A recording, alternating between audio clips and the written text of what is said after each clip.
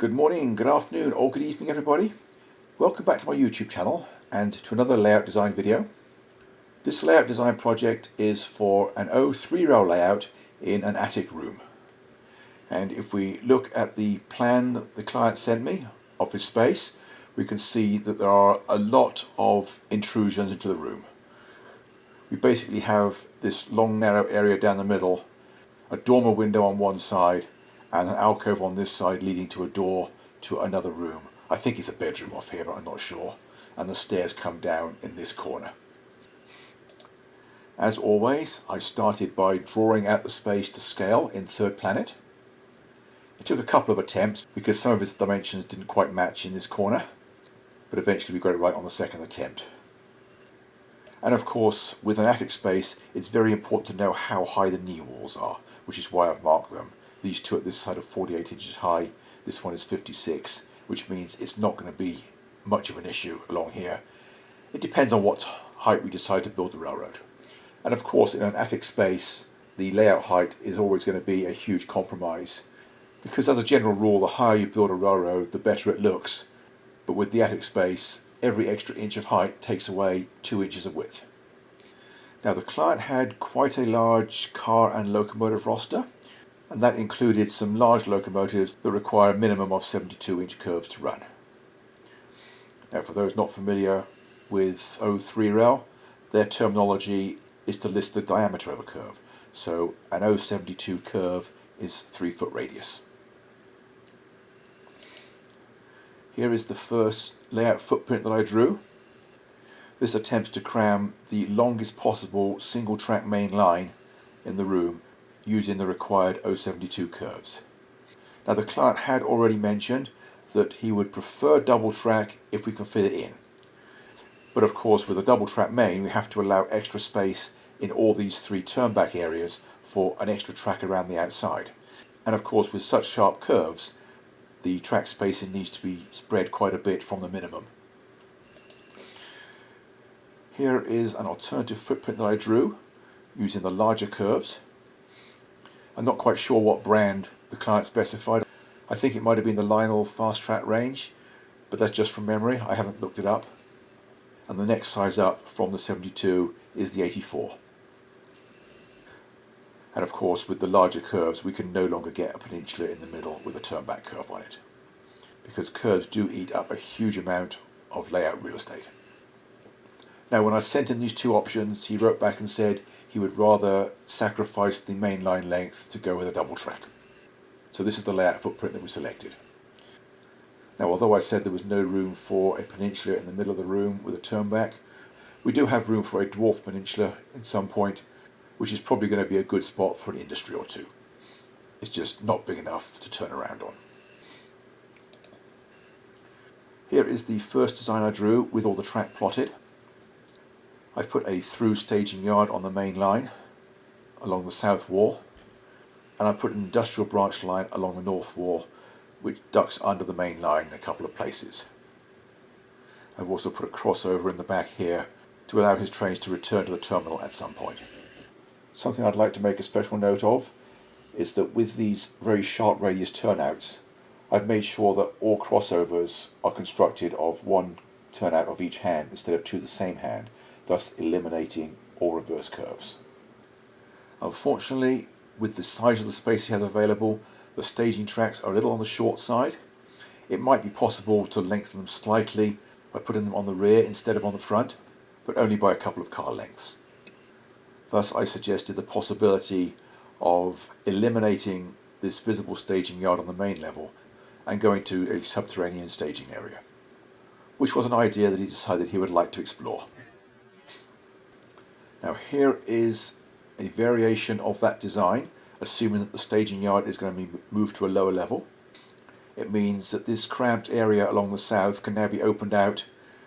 We can have an on-scene switching area and also more space for scenery. The grade for the lower level starts just after this junction, wraps around the outside before disappearing. And because we're now going to go for a subterranean staging, I wanted to move the industrial branch to be above the main line instead of below it. That means for the same grade we end up with about 7 or 8 inches more clearance between the decks. Now with the staging area moved to the lower level, the traffic pattern is somewhat different now. Instead of mainline trains starting and finishing their runs in the visible staging on the main level, they all start their runs on the lower level, and only local trains will terminate at the branch terminal. All the mainline trains will run around the main line and back to staging, so I've inserted this crossover to allow trains to use this end of the mainline loop as a reversing area for an easy return path to the staging yard. And here is the first design I drew for the lower level. The grade starts about where the mouse is, comes round the visible portion, disappears at this point as you saw on the previous plan, runs all the way around the outside of the room and then back down the middle. There is room for about a 2-foot elevation change without exceeding 2%. And we can see how much bigger the staging area has now become, because most of the tracks can extend around the corner. The track XX is not shown. It's directly below the ramp track to the upper level. I've also shown how the small dwarf peninsula can be used for a turntable with a lot of extra locomotive storage tracks. And I wasn't thinking of an expensive commercial turntable, but rather just a 4-inch wide strip of plywood with a piece of track attached to it. It was at about this time that the client wrote to me and mentioned that he does have quite a large collection of Lego which he wanted to display in the same room. Initially he was planning on putting shelves above the railroad, but with the shape of the attic space there's not a lot of space for that, so he talked about the idea of building shelves underneath, and he mentioned that his Lego was mostly structures and cars, so we figured we could build a shelf under here for a Lego city with the O-scale main line passing above it on the viaduct, and then his car collection could probably go on a shelf in this area. And he liked that idea and asked me to run with it. Anyway, this next drawing shows the shelf for the Lego city expanding onto this small peninsula with the turntable eliminated and just 3 short spurs for extra locomotive storage instead. Now at this time we also talked about the size of the client's car and locomotive collection, and since that was likely to continue to grow, we wanted to make provision for as much additional staging capacity down on the lower level as possible. So here is the next design that I drew. As you can see, the space for the Lego city is now only about half what it was before, but I've drawn in the storage space for the car collection, and we now have a lot of additional staging capacity, an extra 8 long staging tracks, approximately doubling the capacity. Now since some of the spurs on around the turntable have got shorter, I'm not sure whether these around the north and east sides are long enough. That will be for the client to experiment with, knowing exactly how many locomotives of each size that he has. And it might be necessary to move the turntable nearer the middle to lengthen these slightly, or further this way, abandon the short ones and make the main spurs longer. That's a question that the client really needs to answer by himself. Now, one other addition to the track on this level is that since the thoroughfare track bypassing the staging yard needs to be usable in both directions for trains using the stub tracks, I've now put an additional crossover connection at this end. Otherwise we'd also have to keep one of these staging tracks empty as a run through.